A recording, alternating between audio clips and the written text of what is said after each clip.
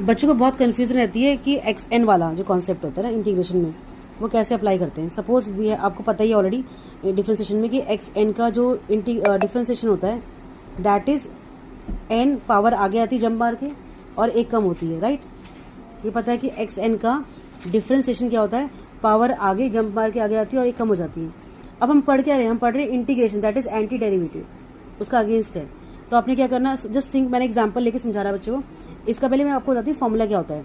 जब you are doing integration of x n, तो आपने जस्ट इसका अपोजिट करना है। क्या करना है, एन मल्टीप्लाई में था तो अभी जाएगा डिवाइड में, लेकिन डिवाइड में एन नहीं जाएगा। डिवाइड में क्या जाएगा, एक्स की पावर एन थी और डी एक्स लगाना मैंडेटरी। हाँ, तो आपने क्या करना, जो पावर थी उसको एक इंक्रीज, यहाँ पे डिक्रीज हुआ था ना, तो यहाँ पर भी इंक्रीज कर दोगे तो एन प्लस वन हो गया। और जो पावर इंक्रीज हुई है वही अपॉन में डिवाइड में चली जाएगी, बिकॉज यहाँ मल्टीप्लाई में था, यहाँ डिवाइड में जाएगा। बट यहाँ पे आप सोचोगे कि यहाँ मल्टीप्लाई में तो एन हो रहा है, बट यहाँ डिवाइड में एन प्लस वन हो रहा है। तो इसका आपको लॉजिक समझाती हूँ क्या, और प्लस ही लिखना मैंडेटरी आपको होता है। एग्जाम्पल समझिए, सपोज आपको फाइंड करना है एक्स की पावर 7 का डिफ्रेंसिएशन, दैट इज क्या होता है बेटा, पावर आगे आ जाएगी और एक कम हो जाती पावर, ऐसे करते हैं हम।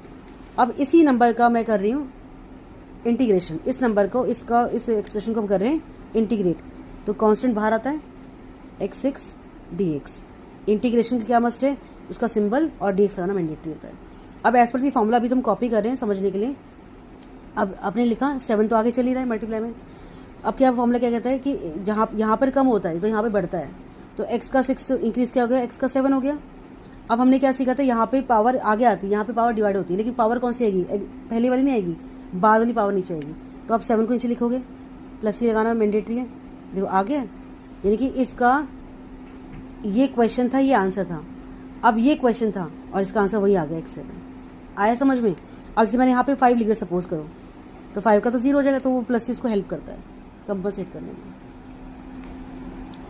क्लियर हो गया बेटा, ये फॉर्मूला आपको याद हो गया इंटीग्रेशन का।